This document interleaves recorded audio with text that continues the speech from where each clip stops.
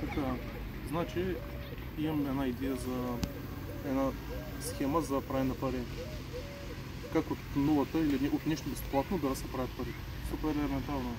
И каква ми е схемата? Нали, аз не съм изобретателя на тази идея, просто съм я видял и просто искам да я направя, да го копирам и да го направя реалност тази схема. Така, какво представлява това нещо?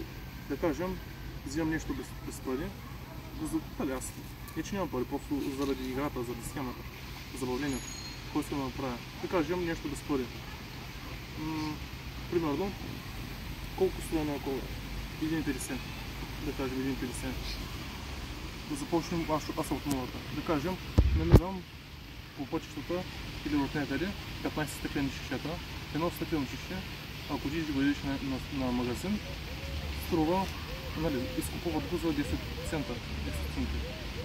Така, 15 шишета, ето си 1,50. После, да кажем, купуваме една кола. Нали, просто за пример. Купуваме една кола и ще отида и ще я продам на някой, или ще я продам, или ще я размина за нещо друго. Дето има с подобна стойност на колата, т.е. 1,50 или повече. Да кажем, разменям го за нещо друго. Другото нещо, взимам го и отивам пред други хора или същите хора и го продавам за някаква друга сума, или го разменям за малко повече за стойност, дето има за нещо, което има малко повече стойност. Примерно за продам, или примерно го продам за 3 лева. Така, после това нещо взимам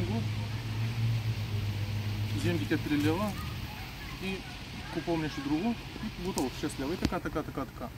И после целта на това нещо е да се събера малко. Тези пари ще ги инвестирам в актив, с този актив ще правя пари, не просто заради играта. И после, гордо за една година, тези пари планирам да ги вкарам в този актив и тези пари, които ще ги изкарам, също искам да кажа, парите и актива ще ги оставя на сестра ми и това са.